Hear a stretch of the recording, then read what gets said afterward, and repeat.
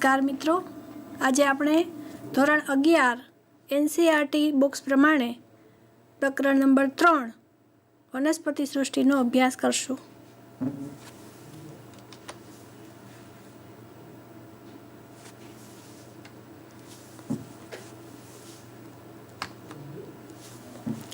આ પાઠમાં અભ્યાસના સમાવેશિત મુદ્દા નીચે મુજબ છે. વર્ગીકરણ પદ્ધતિઓ, વનસ્પતિ સૃષ્ટિ, લીલ, દ્વિઅંગીઓ, ત્રિઅંગીઓ, અનાવૃત બીજધારીઓ, આવૃત બીજધારીઓ અને વનસ્પતિ જીવન ચક્રો અને એકાંતર જનનનો અહીંયા આપણે અભ્યાસ કરશું. વનસ્પતિ સૃષ્ટિના લક્ષણો જોઈએ. સૌથી પહેલાં તો વનસ્પતિ સૃષ્ટિ છે એ સુકોષ કેન્દ્રીય એટલે કે યુકેરિયોટિક્સની અંદર સમાવેશ થાય છે. સુકોષ કેન્દ્રીયમાં કોષો પટલમય અંગિકાઓ ધરાવે તેમજ કોષ કેન્દ્ર છે એ સુવિકસિત હોય. મલ્ટીસેલ્યુલર એટલે કે બહુકોષી, એક કરતાં વધુ કોષોના બનેલા. ઓટોટ્રોફિક એટલે કે સ્વયંપોષી, પોતાનો ખોરાક જાતે જ બનાવે છે. ઇમોબાઇલ, અચલિત, જલીય અથવા તો સ્થલીય વનસ્પતિઓ. સેલ બોલ પ્રેઝન્ટ એટલે કે કોષ દિવાલ હાજર હોય છે. પ્લાન્ટીના એક્ઝામ્પલ્સ છે છોડ, ક્ષુપ અને વૃક્ષ. વર્ગીકરણ પદ્ધતિઓ અલગ અલગ આપેલી છે. એને મુખ્ય 3 વિભાગમાં વિભાજિત કરી છે. આર્ટિફિશિયલ એટલે કે કૃત્રિમ, નેચરલ એટલે કે નૈસર્ગિક અને ફાઇલોજિનેટિક એટલે કે જાતિ વિકાસકીય. હવે આપણે કૃત્રિમ વર્ગીકરણ પદ્ધતિનો અભ્યાસ કરશું. આ વર્ગીકરણ પદ્ધતિ કોના આધારે વર્ગીકૃત થાય છે? તો એ બાહ્યાકાર વિદ્યાકીય લાક્ષણિકતાને આધારે એને વર્ગીકૃત કરવામાં આવી છે. એના ફાયદાઓ શું છે? કૃત્રિમ વર્ગીકરણ પદ્ધતિ કર્યા પછી એના ફાયદા તો કંઈક હશે ને? તો ક્લોઝલી રિલેટેડ સ્પીસીઝ કુડ બી ક્લાસિફાઈડ. જે નજીકના સંબંધ ધરાવતી હોય એવી સ્પીસીઝ છે એ વર્ગીકૃત કરી શકાય છે. કૃત્રિમ વર્ગીકરણ પદ્ધતિ, બેઝિસ ઓફ ક્લાસિફિકેશન. એનું ક્લાસિફિકેશન શેના આધારે છે? તો બાહ્યાકાર વિદ્યાકીય લાક્ષણિકતાઓને આધારે. એના ફાયદાઓ શું છે?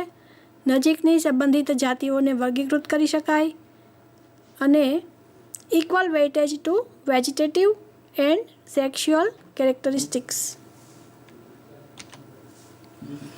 નૈસર્ગિક વર્ગીકરણ પદ્ધતિઓ, basis of classification.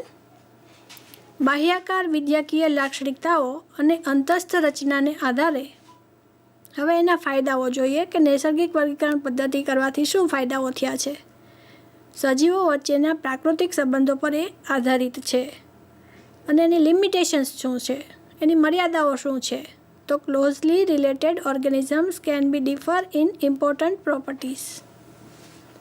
Pathogenic bacteria અને નોન પેથોજેનિક બેક્ટેરિયા આના અંદર આપણે જોઈ શકીએ છીએ.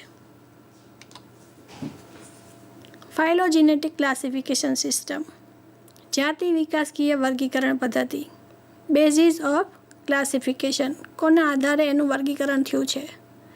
વિવિધ સજીવો વચ્ચેના ઉદ્વિકાસકીય સંબંધો, ઇવોલ્યુશનરી સંબંધો ઉપર એ આધારિત છે. સજીવોના લક્ષણો એક સરખા અથવા અલગ અલગ હોય છે. કોષ વર્ગીકરણ વિદ્યા એને સાયટોટેક્સોનોમી કહેવાય છે. રસાયણ વર્ગીકરણ વિદ્યા એને કેમોટેક્સોનોમી કહેવાય છે. અને સંખ્યાકીય વર્ગીકરણ વિદ્યા ન્યુમેરિકલ ટેક્સોનોમી ઉપર આ આધારિત છે. એના આપણે ફાયદાઓ જોઈએ. વિવિધ સજીવો વચ્ચેના ઉદ્વિકાસકીય સંબંધોના ઇતિહાસની માહિતી આપે છે. હવે લિમિટેશન, જ્યાં ફાયદાઓ છે ત્યાં લિમિટેશન પણ છે. તો લિમિટેશન જોઈએ. શું મર્યાદાઓ છે? તો મર્યાદા આપણે જાણીએ. Closely related organisms can differ in important properties. નજીકના સંબંધિત જે ઓર્ગેનિઝમ સજીવો છે એ ઇમ્પોર્ટન્ટ પ્રોપર્ટીઝને આધારે ડિફર થાય છે. Source which help in classification, વર્ગીકરણમાં મદદરૂપ સ્ત્રોત. હવે આ વર્ગીકરણ આપણે કર્યું તો એ વર્ગીકરણ કોના આધારે કર્યું એ આપણે જોઈ લીધું. 3 પ્રકારની પદ્ધતિઓ જોઈ. હવે એના અંદર આપણે જોઈએ કે ન્યુમેરિકલ ટેક્સોનોમી છે, સંખ્યાકીય વર્ગીકરણ વિદ્યા. તો એમાં શું આપણને મદદરૂપ થઈ શકે છે? અવલોકન કરેલ લાક્ષણિકતાને આધારે ગાણિતિક વર્ગીકરણ પદ્ધતિ છે. બધા જ લક્ષણો અને સ્વીકૃત માહિતી ડેટાના આંકડાની સંખ્યા અને સંકેતો એટલે કે કોડ્સ આમાં નિર્દિષ્ટ છે. હવે અહીંયા આપણે એક ઉદાહરણ જોઈએ કે હાઇડ્રા અને સી એનિમોન આ બંને કેવા છે? તો કે અપૃષ્ઠવંશી પ્રાણીઓ છે, તેમજ દરિયાઈ પણ છે અને અરીય સંરચના દર્શાવે છે. તો એ નજીકના છે. એવી જ રીતે આપણે એક જોઈએ, અહીંયા હ્યુમનનો એક ફોટોગ્રાફ્સ તમને આપ્યો છે અને કેટ છે. તો આ બંને કેવા છે? તો કે પૃષ્ઠવંશી પણ છે અને સસ્તન પણ છે. તો એ નજીકના વર્ગોમાં આવે છે.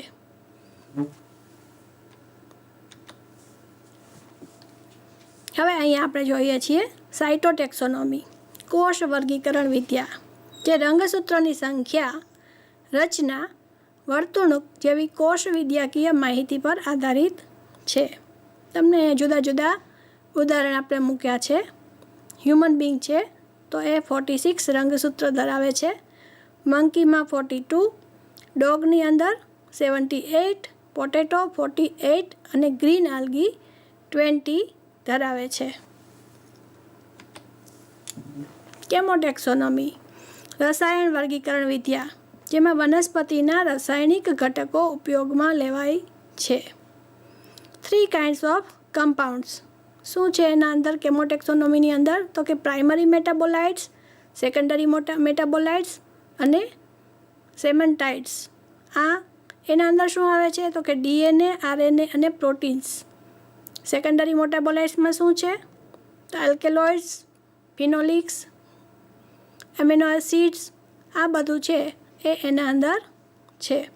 તો આના આધારે વનસ્પતિઓના રાસાયણિક ઘટકોના આધારે કેમોટેક્સોનોમિકલ એટલે કે રસાયણ વર્ગીકરણ વિદ્યામાં વર્ગીકરણ કરવામાં આવે છે. Basis of sub classification of plantae, differentiation of plant body into tissues, પેશીધારી કે પેશી વિહીન કેવા છે? એબિલિટી ટુ બિયર સીડ્સ, બીજધારી છે કે બીજ વિહીન છે? આ એના પ્રકાર છે, કોના આધારે આપણે વર્ગીકૃત કરીએ છીએ. પેશીધારી છે વનસ્પતિ કે પેશી વિહીન છે, બીજ ધરાવે છે કે નથી ધરાવતી, અને types of seeds, naked or covered. એનો મતલબ છે કે અનાવૃત બીજધારી છે કે આવૃત બીજધારી છે. પ્લાન્ટી, હવે એને આપણે સૌથી પહેલો જે વર્ગ મૂક્યો છે એ એકાંગી. એકાંગી, દ્વિઅંગી, ત્રિઅંગી, આ બધા નામ તમારે જાણીતા છે, અગાઉ પણ તમે અભ્યાસમાં ભણી ગયા છો. તો એકાંગી શું છે? તો સૌથી પ્રાથમિક કક્ષાની જે વનસ્પતિઓ છે એનો સમાવેશ એકાંગી એટલે લીલ જેવા જે વનસ્પતિઓ છે એકાંગીમાં સમાવેશ પામે છે. નો બડી ડિફરન્શિએશન એટલે કે એમાં સુકાયક જોવા મળે છે. મૂળ, પ્રકાંડ, પર્ણ એવું અલગથી વનસ્પતિનું સ્ટ્રક્ચર જે છે એ જોવા મળતું નથી. પણ સાદું જે સુકાયક હોય, જેને થેલસ પણ કહેવાય, એવું સ્ટ્રક્ચર જોવા મળે. પ્રિફર એક્વેટિક હેબિટેટ્સ, એને જલીય નિવાસસ્થાન વધારે અનુકૂળ અથવા તો પસંદ છે. એક્ઝામ્પલ્સમાં ગ્રીન આલ્ગી એટલે કે લીલી લીલ, હિડન રિપ્રોડક્ટિવ સિસ્ટમ જે આપણે જોઈ શકતા નથી એવી જે રિપ્રોડક્ટિવ સિસ્ટમ છે એને ક્રિપ્ટોગેમી કહેવાય પ્લાન્ટ્સ. તો ક્રિપ્ટોનો મતલબ છે હિડન અને ગેમીનો મતલબ થાય છે મેરેજ. મેરેજ છે એની સાથે રિપ્રોડક્ટિવ સિસ્ટમ સંકળાયેલી છે અને એટલા માટે અહીંયા ક્રિપ્ટોગેમી એવું એને ટૂંકો શબ્દ આપેલો છે હિડન રિપ્રોડક્ટિવ સિસ્ટમ માટે. એલ્ગી કેરેક્ટરિસ્ટિક્સ, લીલની લાક્ષણિકતાઓ. ઓટોટ્રોફિક, સ્વયંપોષી છે.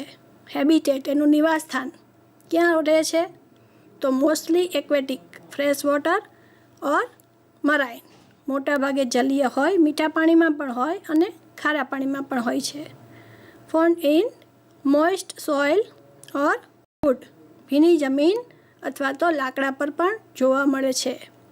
કેન બી યુનિસેલ્યુલર, કોલોનિયલ, ફિલામેન્ટસ, એટલે કે એક કોષી પણ હોઈ શકે, વસાહતી હોય અને કશાધારી હોય. એના આપણે એક્ઝામ્પલ્સ જોઈએ, ઉદાહરણો જોઈએ. તો વોલ્વોક્સ છે એ વસાહતી છે અને ક્લેમિડોમોનાસ છે એ એક કોષીય છે. તમે આકૃતિ જુઓ છો, જે મોટું તમને ગોળ દડા જેવું દેખાય છે એને કહેવાય છે પિતૃ વસાહત, અને એના અંદર તમને એક નાના બોલ જેવું ઘણું બધું દેખાય છે એને કહેવાય છે ડોટર કોલોની અથવા તો બાળ વસાહત. નીચે તમે જુઓ છો ક્લેમિડોમોનાસની ફિગર, તો એ 2 કશા દેખાડે છે અને એના સેન્ટરમાં એક મોટું કોષ કેન્દ્ર પણ તમે જોઈ શકો છો. અહીંયા વધારાના એક્ઝામ્પલ પણ આપ્યા છે.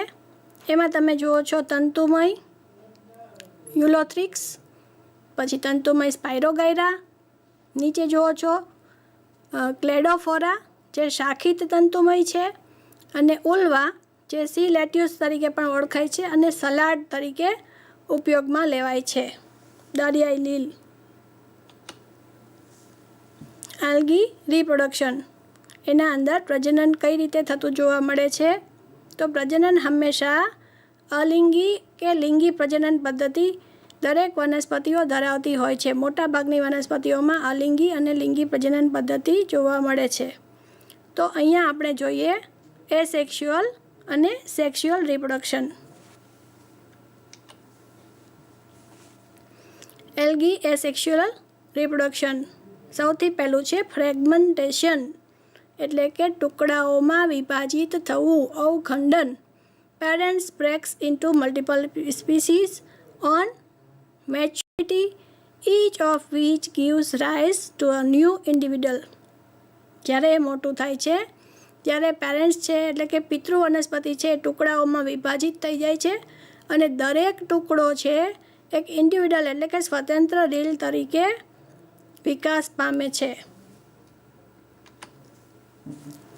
Algae asexual reproduction, multiple ફિઝન. અહીંયા મલ્ટિપલ ફિઝન જોવા મળે છે. એનો એક બીજો પ્રકાર છે. જેવી રીતે આપણે જોયું અલિંગી પ્રજનનની અંદર ફ્રેગમેન્ટેશન, ટુકડાઓમાં વિભાજન થવું, એવી જ રીતે એસેક્સ્યુઅલનું બીજું ટાઈપ છે multiple fission. Many new individuals are form, જેના અંદર ઘણા બધા નવા કોષો બને છે. મલ્ટિપલ ફિઝન એટલે કે સંયુગ્મન. ન્યુક્લિયસ ડિવાઇડ્સ રિપીટેડલી, કોષ કેન્દ્ર વિભાજિત થાય છે, વારંવાર વિભાજિત થાય છે. Tax place during unfavourable conditions, જ્યારે આ બધી જ લીલ છે એ પાણીની અંદર હોય, જ્યારે પાણી સુકાઈ જાય તો આવી પરિસ્થિતિને અનફેવરેબલ કન્ડિશન કહેવાય. આ પરિસ્થિતિમાં આ પ્રકારનું પ્રજનન થતું જોવા મળે. સિસ્ટ ફોર્મેશન ટેક પ્લેસ. સિસ્ટ ફોર્મેશન શું છે? તો એના ઉપર જાડી એક દિવાલનું આવરણ આવી જાય છે, જેના અંદર કોષ રસમાં તમે જોઈ શકો છો કે અનેક કોષ કેન્દ્રો છે એ વિભાજિત થઈ અને બનેલા જોવા મળે છે. જ્યારે ફેવરેબલ કન્ડિશન થાય ત્યારે આ સિસ્ટ છે એ તૂટે અને એમાંથી અનેક બાળ કોષ કેન્દ્રો બહાર આવી અને નવા પ્રાણીમાં વિકસિત થાય છે.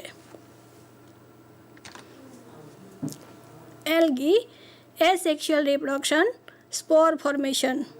અહીંયા અલિંગી પ્રજનનનો ત્રીજો પ્રકાર બીજાણુનું નિર્માણ થાય છે. પ્રોડક્શન ઓફ એસેક્સ્યુઅલ સ્પોર્સ, અલિંગી બીજાણુનું નિર્માણ. રિપ્રોડક્ટિવ પાર્ટ ઝૂસ્પોરેન્જિયમ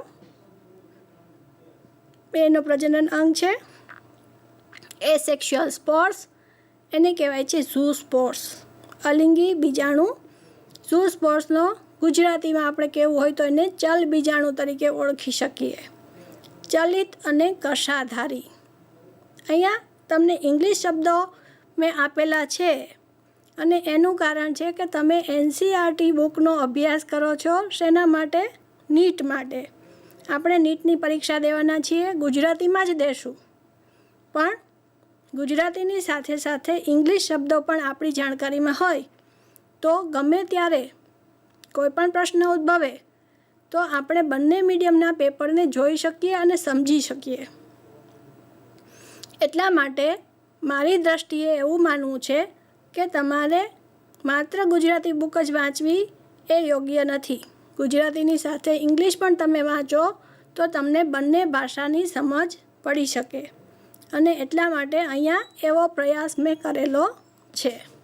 અલિંગી બીજાણુ, જેને આપણે ઝૂસ્પોર્સ અથવા તો ચલ બીજાણુ કહેશું, ચલિત અને કશાધારી છે. હવે તમે અહીંયા જુઓ છો ફિગર, એ સેક્સ્યુઅલ રિપ્રોડક્શન. એમાં શું છે? ઝૂસ્પોરેન્જિયમ. એમાંથી શું ઉત્પન્ન થયું? ઝૂસ્પોર્સ. આગળની ફિગર તમે જોતા જાઓ સ્ટેપ બાય સ્ટેપ. ઝૂસ્પોર્સમાંથી શું થાય છે? આગળ જર્મિનેશન થાય છે. ઝૂસ્પોર્સમાંથી એનું જર્મિનેશન થયું અને પછી શું બન્યું? ન્યૂ કોલોની, નવી વસાહત એમાંથી નિર્માણ પામે છે. એલ્ગીની અંદર સેક્સ્યુઅલ રિપ્રોડક્શન, લિંગી પ્રજનન, ફ્યુઝન ઓફ ટુ ગેમેટ્સ, બે જન્યુઓનું જોડાણ થાય એને લિંગી પ્રજનન તરીકે આપણે ઓળખશું. હવે એના ટાઈપ્સ એટલે કે પ્રકારો છે. આઇસોગેમસ, સમજન્યુક. Both gametes are similar in size. બંને જન્યુઓ કદમાં એક સરખા હોય તો એને આપણે સમજન્યુક તરીકે ઓળખશું. એન આઇસોગેમસ, અસમજન્યુક. Gametes are dissimilar in size. બંને જન્યુઓ કદમાં અસમાન હોય. ઉગેમસ, અંડજન્યુક. One gamete is larger and non-motile while the other is small and motile. બંને જન્યુઓ પૈકી એક મોટા અચલિત માદાજન્યુ અને નાના ચલિત નરજન્યુ તરીકે ઓળખાય છે.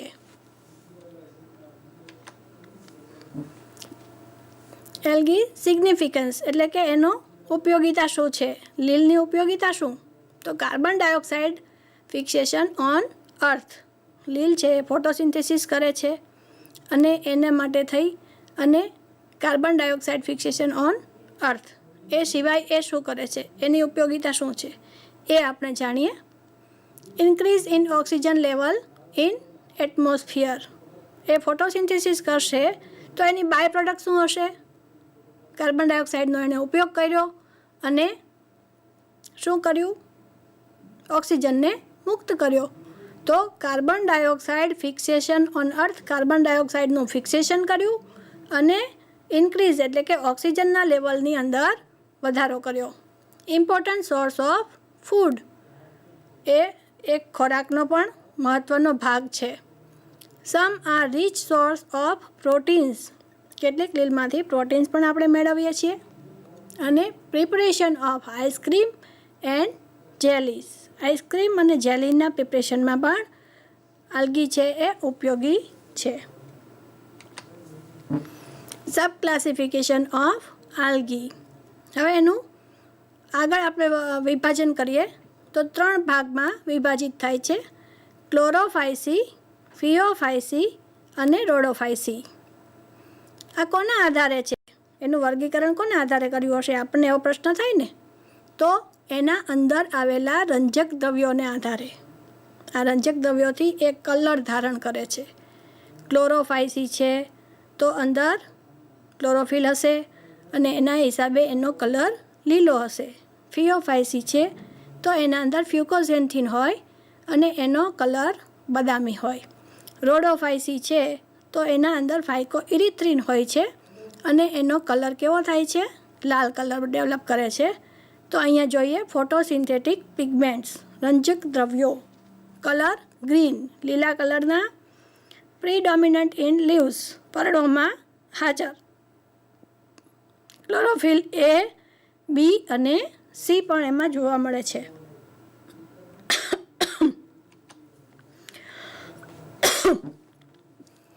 Carotenoids, colour range from yellow to red, પીળાથી લાલ કલરના. Predominant in flowers and fruits, પુષ્પો અને ફળોમાં જોવા મળે છે. કેરોટીન એ પ્યોર કાર્બોહાઈડ્રેટ્સ, શુદ્ધ કાર્બોહાઈડ્રેટ્સ છે. xanthophyll carotenoids with oxygen.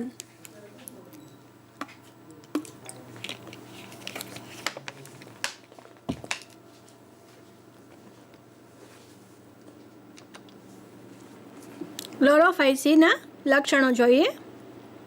Green algae, લીલી લીલ, ઓટોટ્રોફિક, સ્વયંપોષી. એનું નિવાસસ્થાન, હેબિટેટ એટલે નિવાસસ્થાન. પ્રાઇમરીલી ક્યાં જોવા મળશે તમને? ફ્રેશ વોટર એટલે કે મીઠા પાણીમાં. સોઇલ, ટ્રી ટ્રંક અને બાર્ક, કે જમીન ઉપર પણ હોય, વૃક્ષો પર હોય અને એના વૃક્ષોની છાલ પર પણ જોવા મળે છે. Can be યુનિસેલ્યુલર, colonial or filaments, એક કોષીય, વસાહતી કે તંતુમય જોવા મળે છે. ક્લોરોફાઇસીના ઉદાહરણો જોઈએ. પહેલું ઉદાહરણ તમે જુઓ છો એ વસાહતી છે. એમાં વોલ્વોક્સ સમાવેશિત થાય છે. વસાહતી એનો મતલબ શું છે? તો એ વસાહત, કોલોની બનાવીને રહે છે. ઘણા બધા પ્રાણીઓ સાથે મળી અને એક કોલોની બનાવે છે. એમાં એ રહેતું જોવા મળે છે. ઘણા યુનિસેલ્યુલર હોય એટલે કે એક જ કોષી હોય, એકલા જ રહેતા હોય. તો એનું ઉદાહરણ છે ક્લેમિડોમોનાસ. યુલોથ્રિક્સ છે, કેવું છે? તંતુમય છે. અને સ્પાયરોગાયરા પણ તંતુમય જોવા મળે છે. ક્લોરોફાઇસી સ્ટ્રક્ચર, ક્લોરોફાઇસીનું બંધારણ. રિજિડ 2 લેયર્ડ સેલ વોલ, સખત કોષ દિવાલ હોય છે એની, 2 લેયરવાળી હોય અને સખત પણ હોય. આઉટર વોલ છે એ પેક્ટિનની બનેલી, બહારની દિવાલ પેક્ટિનની. કોન્સ્ટિટ્યુટ ધ મેટ્રિક્સ, એટલે કે એ પેક્ટિનની બનેલી છે અને અંદરની દિવાલ છે એના અંદર શું રહેલું છે? તો એના અંદર સેલ્યુલોઝ છે. ઇનર વોલ સેલ્યુલોઝની બનેલી. Chloroplast seen in different shape in different species. Chlorophyll a and b present, chlorophyll a અને બી અહીંયા હાજર છે. પાયરિનોઇડ્સ પ્રેઝન્ટ, એટલે કે આના અંદર પ્રોભુજકની હાજરી જોવા મળે છે. Pyrenoids are strong bodies in chloroplast which store proteins and starch. તો એ ક્લોરોપ્લાસ્ટની અંદર જોવા મળે છે અને એના અંદર શેનું થાય છે સ્ટોરેજ? પ્રોટીન અને સ્ટાર્ચનું. ફિયોફાઇસી કેરેક્ટરિસ્ટિક્સ, આપણે એના લક્ષણો જોઈએ. બ્રાઉન આલ્ગી, જેને બ્રાઉન આલ્ગી તરીકે ઓળખાય છે. બદામી લીલ, મરાઇન હેબિટેટ, દરિયાની અંદર જોવા મળે છે. એ ઉપરાંત આપણે જોશું કે એના અંદર બીજું શું જોવા મળે છે. ફિયોફાઇસીના અંદર કેન બી બ્રાન્ચ્ડ ઓર ફિલામેન્ટસ, શાખિત અને તંતુમય. એને એક્ઝામ્પલ આપ્યા છે લેમિનેરિયા, ફ્યુકસ અને ડિક્ટિયોટા. ફિયોફાઇસીનું સ્ટ્રક્ચર, બંધારણ જોઈએ. Cell wall made of cellulose. Outer covering of cell wall made of algin. એની સેલ વોલ છે એ શેની બનેલી છે? કોષ દિવાલ સેલ્યુલોઝની બનેલી છે. Outer covering of cell wall made of algin, આલ્જીનનું આઉટર કલર એટલે કે બહારનું કવર જે છે એ એલ્જીનનું બનેલું છે. Chloroplast seen in different shape and in different species. Chloroplast છે એ અલગ અલગ સ્પીસીસની અંદર અલગ અલગ સાઇઝના અને શેપના જોવા મળે છે. Food is stored in the form of complex carbohydrates. Food એટલે કે એનું રિઝર્વ ફૂડ મટીરિયલ છે, ખોરાક અંદર છે એ શેના ફોર્મમાં એ સ્ટોર થાય છે? તો કોમ્પ્લેક્સ કાર્બોહાઈડ્રેટ્સ લાઇક લેમિનારિન. લેમિનારિનના રૂપે એનો ખોરાક સંગ્રહ થતો જોવા મળે છે. સિગ્નિફિકન્ટ ઓર્ગેનિક એલિયનર શું આવ્યું છે? કેવી અંગિકાઓ ધારણ કરે છે? તો પ્લાસ્ટિડ્સ અને વેક્યુઅલ, એટલે કે રસધાનીઓ હોય, પ્લાસ્ટિડ્સ હોય અને ન્યુક્લિયસ પણ હોય. પ્લાન્ટ બોડી એ શું ધરાવે છે? 3 વસ્તુ અંદર છે, તમે જુઓ છો. હોલ્ડ ફાસ્ટ, દ્રઢ ગ્રહ, ગુજરાતીમાં એને દ્રઢ ગ્રહ કહેવાય. સ્ટાઇપ, છત્રિકાવૃંત અને ફ્રન્ટ, પુષ્પપર્ણ, પ્રપર્ણ.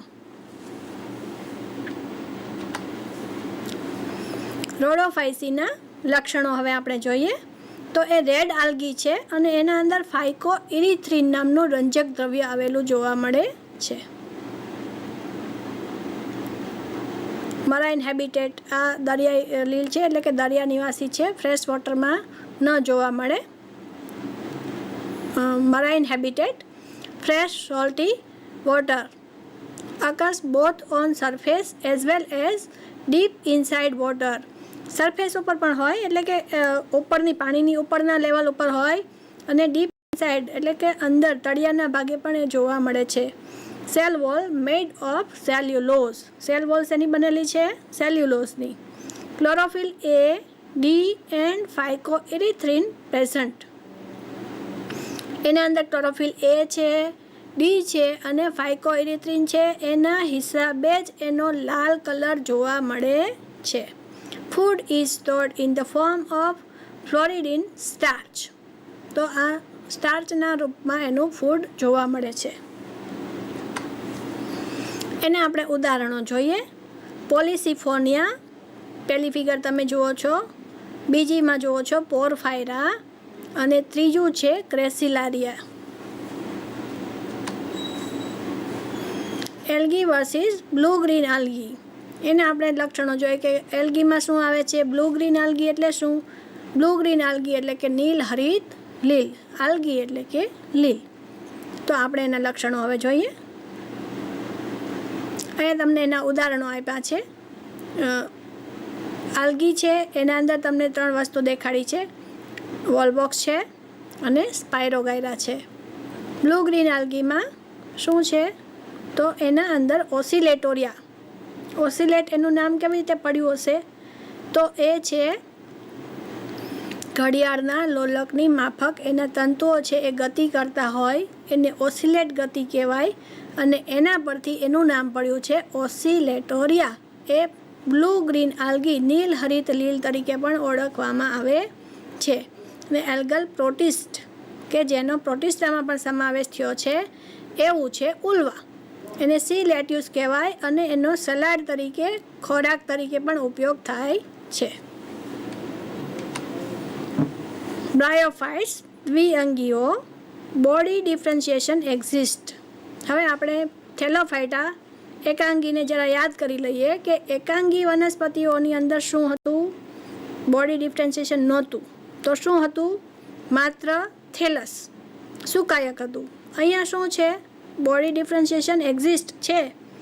રૂટ લાઇક રેઝોઇડ્સ એટલે કે મૂળ જેવા છે એ મૂલાંગો કહેવાય છે. Stem like, leaf like structure. જો એક વસ્તુ અહીંયા સમજજો મિત્રો, સ્ટેમ લાઇક એટલે કે સ્ટેમ જેવું, લીફ લાઇક લીફ જેવું, લીફ નથી, સ્ટેમ પણ નથી. તો શું છે? તો કે એના જેવું સ્ટ્રક્ચર છે. રૂટ લાઇક તો રૂટ જેવું સ્ટ્રક્ચર છે, રૂટ ન કહેવાય. બરાબર છે?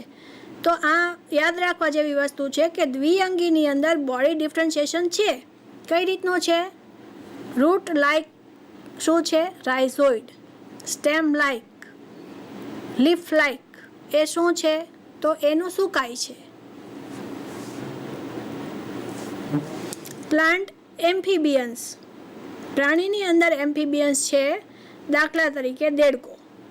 દેડકો એટલે તમને તરત જ યાદ આવી જશે, તમે 9મા ધોરણમાં પણ ભણ્યા છો. પ્રાણીઓની અંદર ઉભયજીવીઓ એનો મતલબ શું? તો કે ઉભયજીવી એનો મતલબ બંને જગ્યાએ રહી શકે. ક્યાં રહે છે દેડકો? યાદ કરો મિત્રો, બધાના ઘરે હોય છે. ચોમાસું આવશે એટલે આવશે.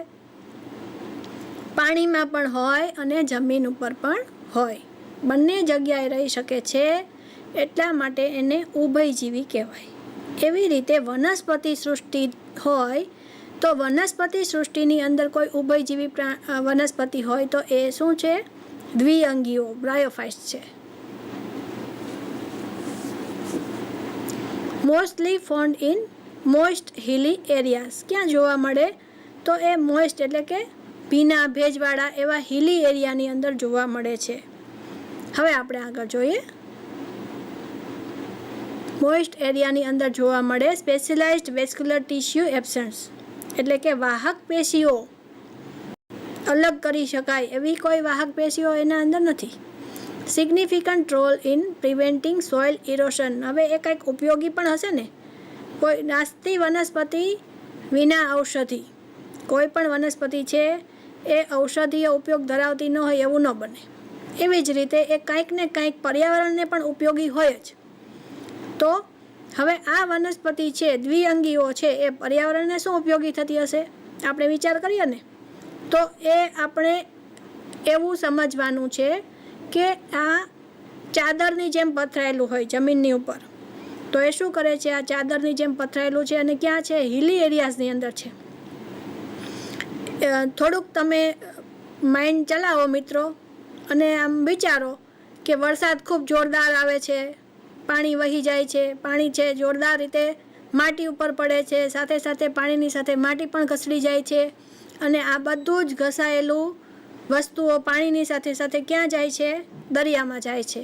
હવે આપણે એવું વિચાર કરીએ કે જમીનની ઉપર કંઈક ચાદર આપણે પાથરી દઈએ તો પાણી જોરદાર રીતે પડશે. ક્યાં પડશે? ચાદર ઉપર. હવે ચાદર ઉપર પાણી પડશે એટલે જમીન ઉપર તો સીધું પડ્યું નથી, તો જમીનના માટીના કણો છે એને એ ઘસડી જશે નહીં.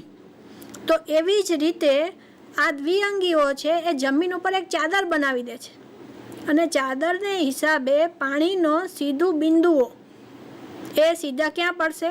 આ ચાદર ઉપર. સીધા માટીના કણો ઉપર નહીં પડે અને એને ઘસડી જશે નહીં. આવી રીતે એ સોઇલ ઇરોશનને અટકાવે છે, જમીનના ધોવાણને અટકાવે છે. હિડન રિપ્રોડક્ટિવ સિસ્ટમ, એના અંદર પણ જેવી રીતે આપણે એકાંગી એટલે કે થેલોફાઇટ્સની અંદર જોયું કે હિડન રિપ્રોડક્ટિવ સિસ્ટમ છે, એવી જ રીતે દ્વિઅંગીની અંદર પણ હિડન રિપ્રોડક્ટિવ સિસ્ટમ છે, એટલે કે ક્રિપ્ટોગેમી. પહેલાં જ મેં સમજાયું, ક્રિપ્ટો એટલે હિડન, ગેમી એટલે મેરેજ. તો આ બંને ભેગું થયું અને જે બન્યું તો એને કહેવાય હિડન રિપ્રોડક્ટિવ સિસ્ટમ. બ્રાયોફાઇટ્સ એક્ઝામ્પલ, અહીંયા તમને 3 એક્ઝામ્પલ દેખાડ્યા છે. એના અંદર મોસિસ છે અને આગળ બીજા 2 તમને એક્ઝામ્પલ બતાવ્યા છે. સ્ફેગ્નમ માર્કેન્શિયા જેવા ઉદાહરણોના ફોટોગ્રાફ્સ તમે જોઈ શકો છો. દ્વિઅંગીઓનું બંધારણ, બોડી ડિફરન્શિએશન એક્ઝિસ્ટ.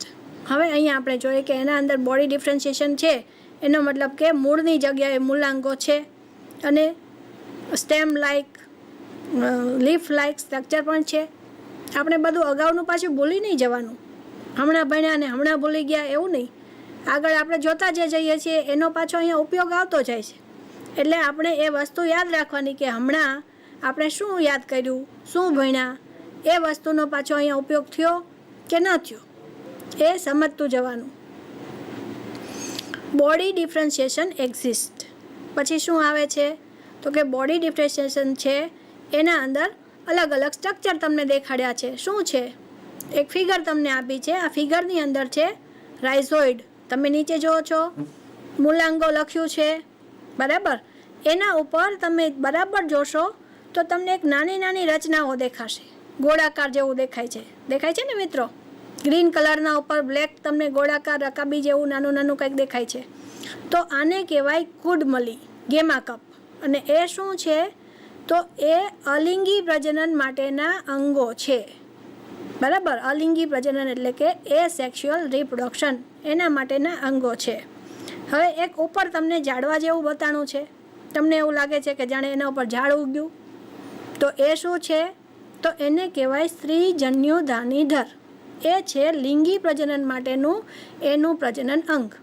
આર્ચીગોનિયોફોર, આર્ચીગોનિયોફોર એટલે કે જે એને ધારણ કરે છે એના ઉપર શું આવશે તો કે આર્ચીગોનિયા, બરાબર. સ્ત્રીજન્યુધાનીધર, એના ઉપર શું આવશે? સ્ત્રીજન્યુધાની. હવે અહીંયા શું કહે છે તો કે ઇરેક્ટ વિથ યુનિસેલ્યુલર. ઇરેક્ટ એટલે સીધું, યુનિસેલ્યુલર એટલે એક કોષી. યુનિસેલ્યુલર પણ હોય, મલ્ટીસેલ્યુલર રાઇઝોઇડ્સ પણ હોય, બરાબર. બહુકોષી રાઇઝોઇડ્સ હોય. નો ટ્રુ રૂટ્સ, સ્ટેમ, લીવ્સ. જો અહીંયા આપણે સમજીએ, ટ્રુ રૂટ્સ નથી, સ્ટેમ પણ નથી અને લીવ્સ પણ નથી, પણ એના જેવું બધું છે, બરાબર. કેમ કે દ્વિઅંગી છે એ નીચલી કક્ષાની વનસ્પતિની અંદર સમાવેશિત થાય છે. એકાંગીથી થોડાક ઉપરનું બરાબર, અને ત્રિઅંગીથી થોડા નીચેના લક્ષણો એ ધરાવતું હોઈ શકે.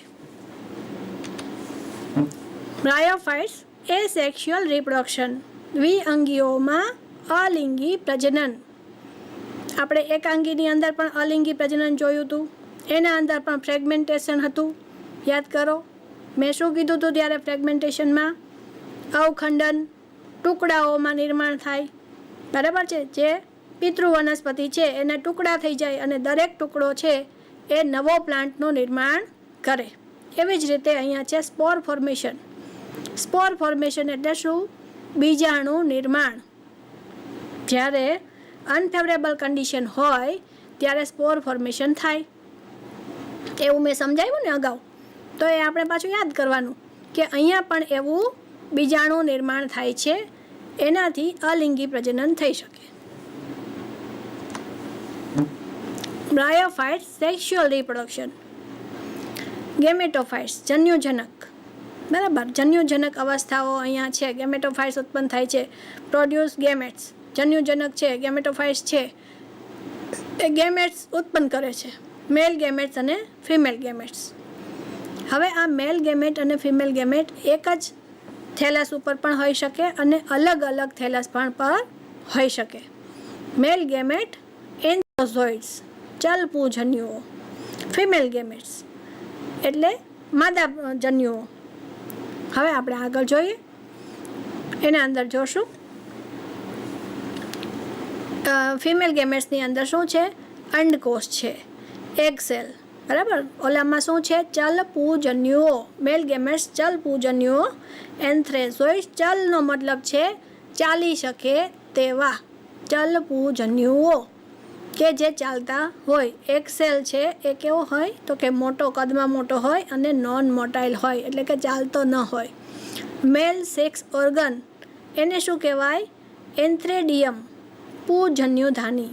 ફિમેલ સેક્સ ઓર્ગન એને કહેવાય સ્ત્રીજન્યુધાની. અહીંયા ફિગર તમે જુઓ છો, આર્ચીગોનિયોફોર, સ્ત્રીજન્યુધાની. એ માદા છોડ હતો, બરાબર. માદા પ્રજનન અંગ ધરાવતું હતું, એવું સુકાયક હતું એવું આપણે કહી શકીએ.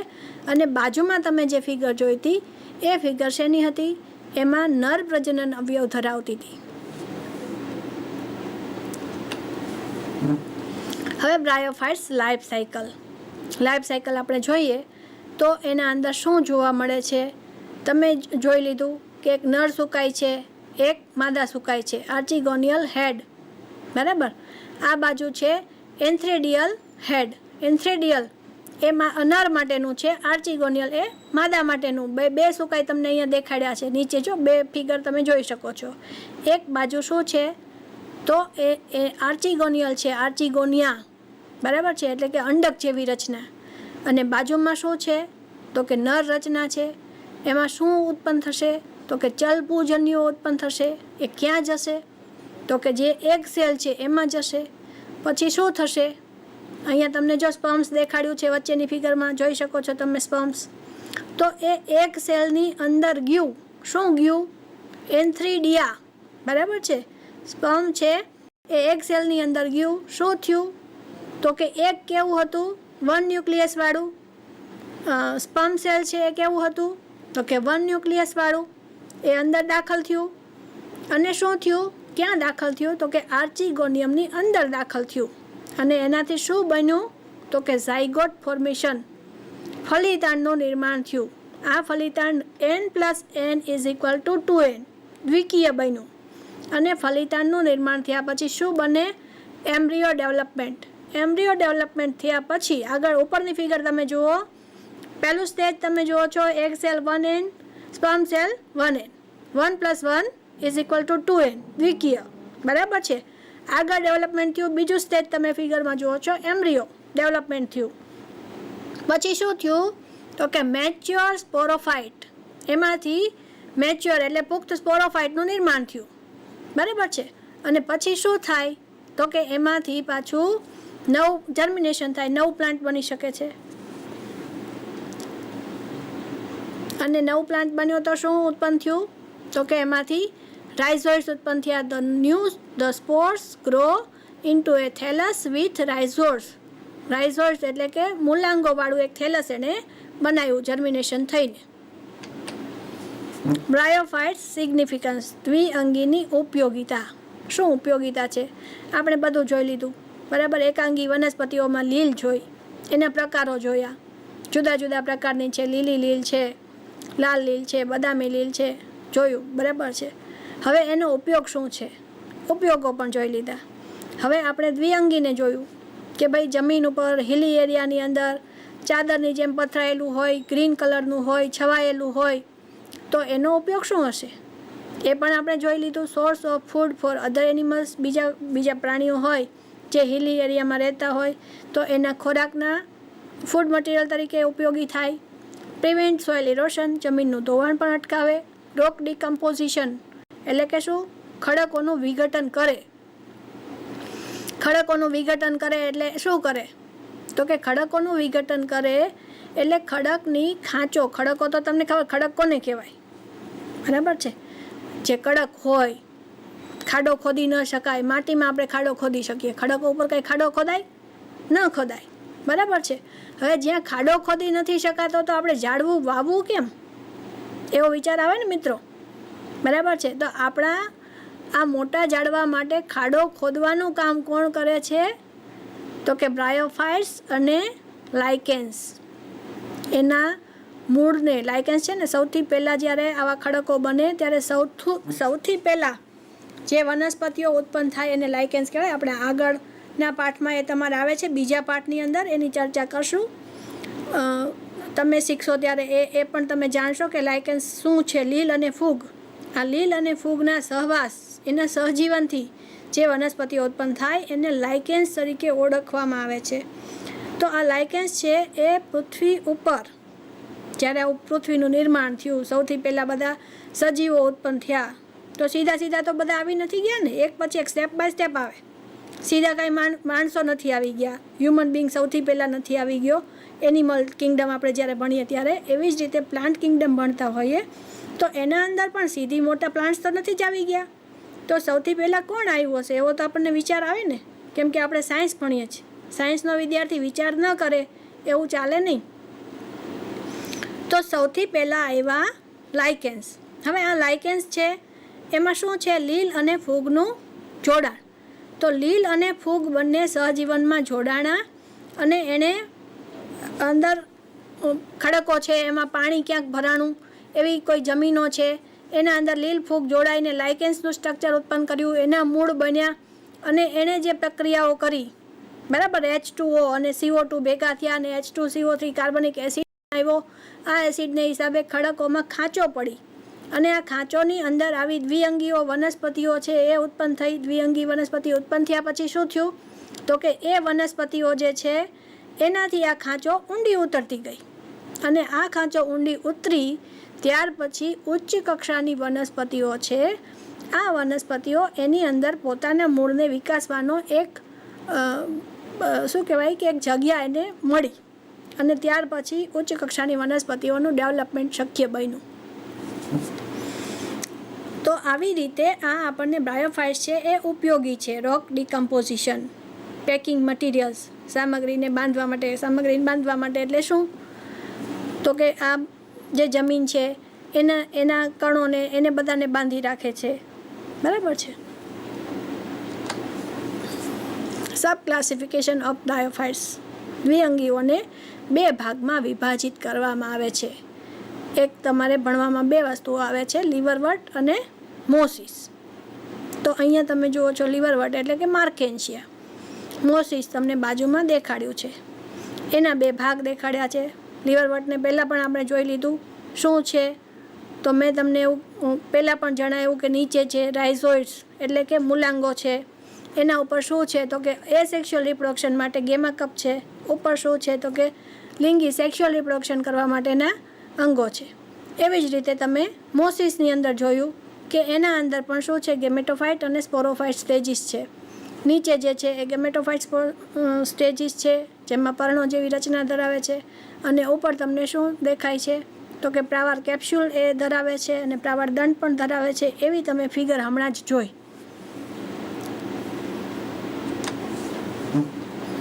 હવે લીવરવર્ટ કેરેક્ટરિસ્ટિક્સ, એની લાક્ષણિકતાઓ શું છે એનો અભ્યાસ કરશું. Prefer moist and shady habitats. એને શું ગમે, ક્યાં રહેવું ગમે. આપણને પણ એવું થાય ને, ગરમી થતી હોય તો એમ થાય કે આપણે એસીમાં રહીએ, બરાબર છે, ઠંડક ગોતીએ. એમ આ વનસ્પતિઓ પણ શું કરે છે તો કે એને પણ ઠંડી જગ્યા, છાંયો છે, ભેજ છે એવું વાતાવરણ વધારે પ્રિય છે અને એવા નિવાસ સ્થાનોમાં એ વસવાટ કરતું જોવા મળે છે. ભેજયુક્ત અને છાયાપ્રિય નિવાસ સ્થાનોમાં એ જોવા મળે છે. Plant body is thalloid. વનસ્પતિ દેહ સુકાયક તરીકે જોવા મળે છે. Stem like structure. એ સુકાય કેવું હોય તો કે સ્ટેમ લાઇક સ્ટ્રક્ચર. સ્ટેમ એટલે કે પ્રકાંડ જેવું. Tiny leaf like structure. Leaf જેવું, લીફ લાઇક એટલે નાના નાના પર્ણો ધરાવતું હોય એવું સ્ટ્રક્ચર પણ જોવા મળે. તો તમને અહીંયા બે અલગ અલગ આપ્યું છે. જો લીફી લીવરવર્ટ્સ, પત્રમય લીવરવર્ટ્સ, એમાં તમને નાના નાના પાન દેખાય એવી એક ફિગર જોવા મળે છે. અને બાજુમાં તમને દેખાય છે થેલોસ. એ કેવું છે તો કે થેલસ સુકાઈ પ્રકારનું એ જે છે એ માર્કેન્શિયા છે. એનું સ્ટ્રક્ચર છે કેવું છે, સુકાયક છે લીવરવર્ટ્સ. હવે અહીંયા તમને એના ઉદાહરણો બતાવ્યા છે, માર્કેન્શિયા, રિક્સિયા અને પોરેલા. લીવરવર્ટ્સ છે એ સેક્સ્યુઅલ રિપ્રોડક્શન. તો એની અંદર આપણે જોઈએ ફ્રેગમેન્ટેશન ઓફ થેલાઈ. સુકાઈના અવખંડન દ્વારા અલિંગી પ્રજનન એનું કેવી રીતે છે તો કે સુકાઈના અવખંડન દ્વારા એમાં અલિંગી પ્રજનન જોવા મળે છે. ફ્રેગમેન્ટેશન એ તો તમને ખબર છે, અવખંડન એટલે એને ટુકડાઓમાં વિભાજિત થવું. કોણ તો કે સુકાઈ. હમણાં જ આપણે જોયું ને, stem like structure, leaf like structure. યાદ રાખવાનું, ભૂલી નહીં જવાનું, બરાબર છે. તો એને શું કહેવાય, thallus. Stem like structure, leaf like structure એ છે થેલસ. થેલસ એટલે સુકાઈ. હવે આ સુકાઈના નાના નાના ટુકડાઓ થાય એને કહેવાય ફ્રેગમેન્ટેશન, એટલે કે ટુકડાઓમાં વિભાજન થવું. અને આ દરેક ટુકડો છે એમાંથી નવો પ્લાન્ટ બને, બરાબર છે. એને કહેવાય એસેક્સ્યુઅલ રિપ્રોડક્શન, અલિંગી પ્રજનન. આટલું હંમેશા યાદ રાખવાનું.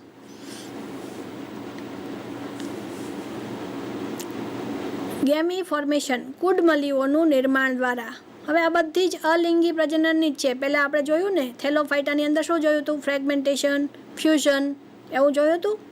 તો અહીંયા પણ શું છે તો કે ફ્રેગમેન્ટેશન છે, કુડમલીઓનું નિર્માણ છે, નાના નાના કપ જેવી રચના મેં તમને બતાવી હતી ને આગલી ફિગરમાં, બરાબર છે. એને ગેમી કહેવાય અથવા તો ગેમા કપ કહેવાય.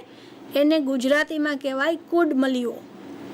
Propagative structure in thallose liverworts. એને પ્રોપેગેટિવ સ્ટ્રક્ચર એટલે શું તો એ વેજીટેટિવ વનસ્પતિક એનું જે થતું હોય પ્રજનન જેમાંથી થાય એવું. Green multicellular asexual buds. તો લીલી બહુકોષીય અલિંગી કલિકાઓ.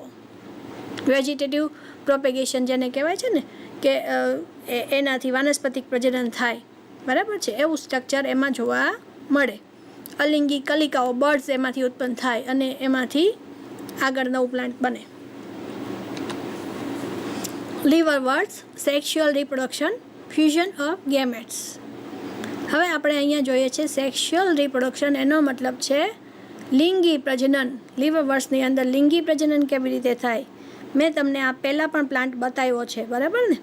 એમાં શું બતાવ્યું, સૌથી નીચે શું છે, રાઇઝોઇડ્સ, બરાબર. નીચે ફિગર તમારે વાંચવાની હો, આપણે ટીવી જોવા નથી બેઠા ભાઈ, બરાબર છે. ટીવીમાં જ ભણીએ છીએ એટલે આપણે ફિગર છે એ જોવા ખાતર જોતા નથી. દરેક વસ્તુ જે કાંઈ આમાં દેખાય છે એ સાથે સાથે વાંચતા રહેવાનું, તો જ ખબર પડે ને કે આ શું દેખાડે છે. રાઇઝોઇડ્સ સૌથી નીચે તમે જુઓ એ છે મૂલાંગો. પછી એના ઉપર નાની ગોળાકાર રચના તમે જોઈ, તમને સહેજ કાળું દેખાય છે, જો લીલાની અંદર કાળી રચનાઓ. તો એ જે તમને દેખાય છે ને એ ગેમા કપ. હવે આ ગેમા કપ શું છે તો કે એ તો અલિંગી પ્રજનન માટેની રચનાઓ છે, બરાબર, એ સેક્સ્યુઅલ રિપ્રોડક્શન માટે. તો એના ઉપર તમને ફૂલ જેવું, ફૂલ ખીલ્યા છે એવું દેખાય છે, જો, બરાબર છે. એકમાં લખ્યું છે આર્ચિગોનિયોફોર અને બીજામાં લખ્યું છે એન્થેરિડિયોફોર. એન્થ્રેડિયોફોર છે પૂજન્યુદાની, બરાબર, પૂજન્યુદાની દર. એને પૂજન્યુધાનીને એ ધારણ કરે છે, પૂજન્યુધાની ધર N3DO4, અને આર્ચિગોનિયો4 સ્ત્રીજન્યુધાની ધર સ્ત્રીજન્યુધાનીને એ ધારણ કરે છે. તો આ બે રચનાઓ છે એ શું થાય છે? ફ્યુઝન ઓફ ગેમેટ્સ એ ભેગા થાય છે, ફ્યુઝન થાય છે. Male and female organs can be on same or different thalli. હવે શું કહે છે? મેલ અને ફિમેલ ઓર્ગન્સ છે એ થેલસ એટલે સુકાઈ, બરાબર. થેલાઈ અહીંયા એ પણ સુકાઈ માટે વાપર્યું છે કે મેલ અને ફિમેલ ઓર્ગન છે એ એક જ સુકાઈની અંદર હોય અથવા તો બે અલગ અલગ સુકાઈમાં પણ હોઈ શકે છે. સ્પોરોફાઇટ. હવે સ્પોરોફાઇટ અહીંયા તમને જો ઉપર ફિગર બાજુમાં દેખાય છે, એમાં નીચેનો ભાગ છે એમાં લખ્યું છે ગેમેટોફાઇટ અને ઉપરનો ભાગ છે એમાં લખ્યું છે સ્પોરોફાઇટ. ગેમેટોફાઇટ એટલે કે જન્યુજનક, જ્યાં જન્યુઓનું નિર્માણ થાય. આગળની ફિગર આપણે જોઈને એ જન્યુઓ બન્યા હતા, અને આ ફિગર તમે જુઓ છો, બરાબર. લીવરવર્ટની અંદર તમે આગળ જોયું ફૂલ જેવું સ્ટ્રક્ચર જે દેખાતું હતું એ જન્યુઓ હતા. અહીંયા તમે જુઓ છો આ ફિગરની અંદર, તો એમાં નીચેનો ભાગ છે જ્યાં તમને પાન જેવું દેખાણું, બરાબર. એ શું હતું? ત્યાંથી જન્યુઓનું નિર્માણ થાય, જન્યુજનક અવસ્થા છે. એ જન્યુજનક અવસ્થા ડેવલપમેન્ટ છે. પાન જેવું સ્ટ્રક્ચર તમે જુઓ છો ને એ, બરાબર છે. તો જન્યુજનક અવસ્થાનું ડેવલપમેન્ટ થાય એટલે તમને એવું પાન જેવું જ દેખાણું. જો નીચે રાઇઝોઇડ્સ, મૂલાંગો દેખાણા, મેઇન એક્સિસ, નીચેનો મુખ્ય અક્ષ દેખાણો, ઉપર લીવ્સ દેખાણા, બરાબર છે. પછી જે તમે આમ ઉપર દંડ જેવી રચના જોઈ એ પ્રાવાર દંડ, અને સૌથી ઉપર તમને આમ ફૂલેલો એક ભાગ દેખાય છે કેપ્સ્યુલ. તો એ છે એ સ્પોરોફાઇટ છે, એટલે કે બીજાણુજનક અવસ્થા આપણે જોઈ શકીએ છીએ.